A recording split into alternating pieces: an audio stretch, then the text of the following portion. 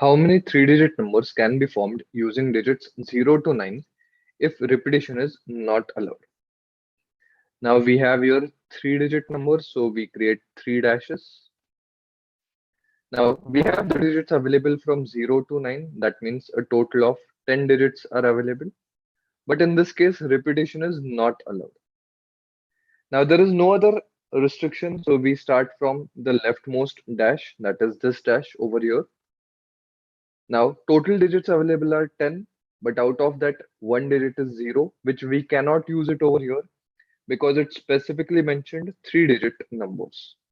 So therefore only 9 digits can be used over here. One digit will be used over here and the remaining 8 digits will be available for the next dash along with the 0, which was not used in the first dash. So therefore, again, total of 9 digits available for the second dash. Another digit will be used here, and hence 8 digits will be available over here.